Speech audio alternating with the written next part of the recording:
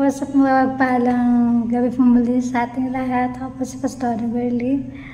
At ako naman po ay magpapahayag po ng aking testimony patungkol po sa kung paano po ako nakakilala, kung paano ako po naranasan ng Panginoon sa aking buhay. At kung paano siya po patuloy po na gumagawa sa aking buhay sa oras po na ito. Hanggang sa panahon po na alam ko na ang Diyos ay patuloy pong gagawa sa buhay ko.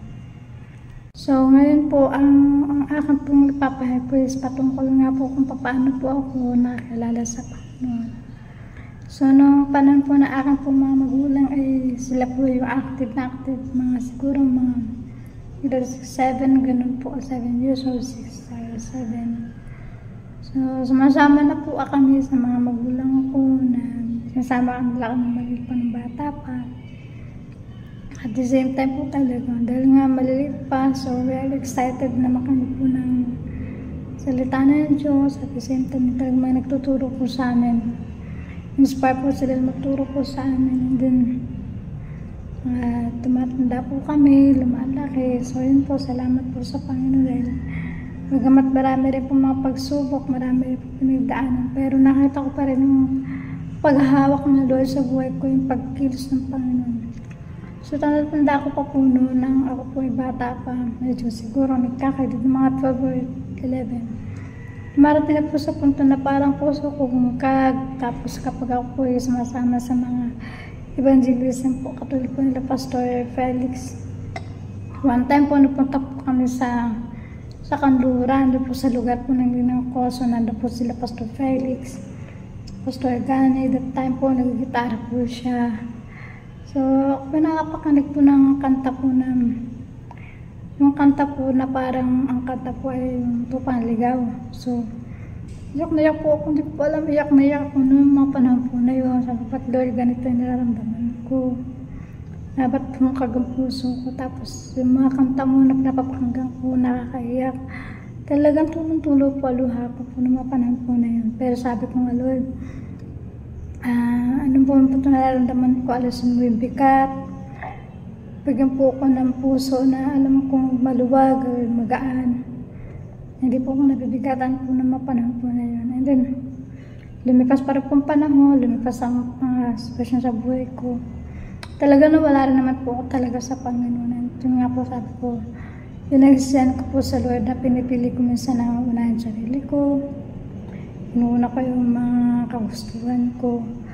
And then one time po talaga, mayroon po isang pangyayari sa buhay ko na nagpabalik po sa katotohanan na kapag ako wala sa Panginoon, talaga mapaparbara ang buhay ko. And then siguro that mga 20, yun, doon na po talaga ako sumuko na sa Panginoon. Sabi ko pa, Pastor, pwede po ba magpabaptize ulit? Sabi ko, kasi talagang doon ko po talaga naranasan talaga yung pag-ibig ng Diyos. Doon ko talaga naranasan ngayon yung talagang totoong kaugnayan sa Kanya. Sabi ng po na Pastor, sabi niya, hindi nang kailangan. Kumbaga, sabing proseso kasi yan. Kaya, kumbaga, sabi po niya, proseso ng pagbabago, proseso talaga sa kasama talaga sa ating buhay. Talaga nawawala tayo sa Panginoon. Pero good thing, ibinabalik tayo ng Panginoon. So, sabi ko, sige po Pastor, papatuloy na lang po ako sa Panginoon, papatuloy na lang ako sa paglilingkod. Hanggang sa ako nga po ay naging youth leader po ako ng kabataan, hanggang sa nagtuturo po ako ng sayaw, and then nakapag-aral po ako sa Bible School, and then hanggang sa napapunta na nga po kami sa Louisiana na mga kasama. And habang nag-aaral po, at the same time nagpapastora po ako doon sa Louisiana.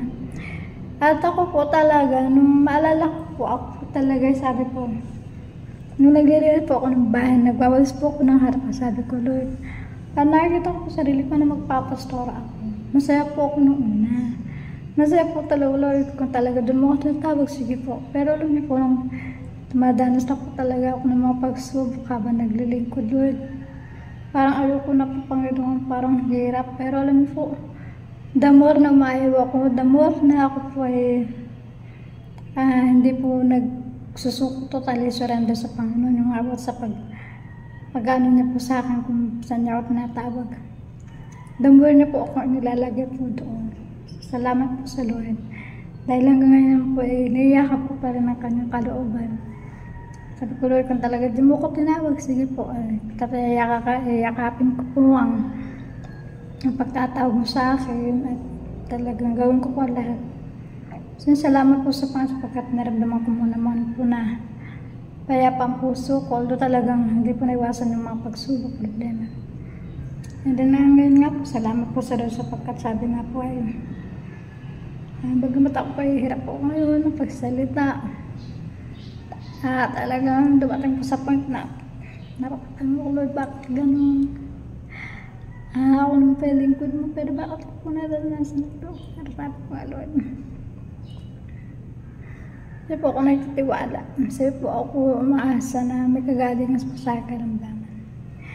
At yun po, ito pong recent situation ko po ay talagang hirap po magsalita. So ako po ay may sakit po na cerebral palsy and CNS demyelination po na saan talagang dami po ang ating batok, ang spinal cord. And naramdaman po talaga na walang po lakas ang batok ko. At talaga pag ako napaganon lang po. Medyo talagang mahirap ang bumawi. Pero sabi ko, Lord, salamat po sa Panginoon sapagkat hindi ko po talaga na alam ang gagawin ko. So, napita na po kami na. Dami ko na po nalapitan na doktor. Then, itong last doctor po sa neurology, sabi niya. Magpapa-MRI na po ako. So, medyo sabi ko, Lord, medyo mabigat kasi siyempre sa utak na. And then, sabi ko nga, Lord, paano po kaya ito kasi tapos, syempre, may history pa pang family ko na may sakit din po talaga sa ganun pong sitwasyon sa balikat po or sa braso ng hina. Kasi dami na po lahat talaga, nawalan talaga nila kasi nagilantang gulay. So, ito naman po sakit ko medyo parang may kinalaman nangyari po sa ganun sitwasyon. Pero sabi ko, Lord, habang may lakas ako, habang may kakayahan ako, gagabitin ko po para sa iyo. And good thing po, salamat po sa biyaya po ng Panginoon talagang sabi nga, ang Diyos ay humagawa talaga sa buhay natin. Yung point sa punto po na talaga, walang wala, pero God will provide. And provide po ng Lord papa-MRI ko, magagamot ko, and until now, talaga mabubukas ng blessing ng Lord. Hindi ko alam paano po bumubuka lang ang pabiyaya ng Diyos ng buhay ko. Every time na kailangan ko po ng pera, andun po agad ang paggabat ng Lord. At may mga tao po na nagpidigyan pa ako ng mga tao talaga nandun yung moral support nila, pananilaan sa akin. Minsan sabi nila na pasensya na pastora kung hindi po ako makabigay ng pera. So talagang prayer lang po talagang prayer lang po talaga po ang magagawa ko. Pero sabi ko, mas kailangan ko pong prayer. Sabi ko, mas kailangan ko pong prayer.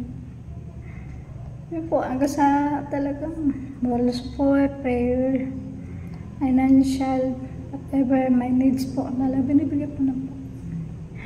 At naniniwala po ako na so, hindi pa natatapos po din yung depression ko. May mga problema po sa family ko. Pero sabi ko, Lord, mas malaki kang Diyos na buhay ko. Marami kang magagpala sa buhay ko. At naniniwala ako na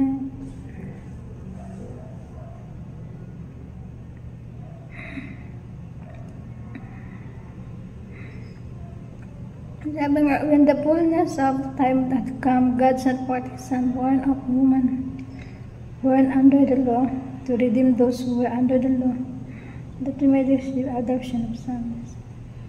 Doon po pinahawakan ko. Okay, anak na po ng Diyos. Okay, binilang na kanya. Naniniwala ako na bilang anak niya, pagtatagumpay niya po ako sa lahat po na pinagtataan. I am praying for you all na patuloy niyo po ako sa mga manalangin na meron akong kalubos ang kagalingan. Sabi ko nga, Lord, wala pa po binibigyan na dapat na paglilingkod, pero pakaramdam ko po talaga, parang hindi ko po nabibigyan pinakadagas ko po paglilingkod. At talaga, may naranasan na ako karamdaman na mahirap po. Like, mahirap sabi ko nga. Kadul po ba yun? Ang Diyos po magpapagaling, ang Diyos po magbigay sa atin. Kabala po ng aking daraan, naniniwala po, ang Diyos po magpatuloy po na nakahawak sa akin. Hindi niyo ako panababayaan. Natin lang, ramdam po na hindi po panababayaan ng Panginoon. So, yun po, nag-encourage ko po sa inyo. Ano po nagdaraan natin? Maniwala po tayo na Diyos po lagi ang Diyos para sa atin.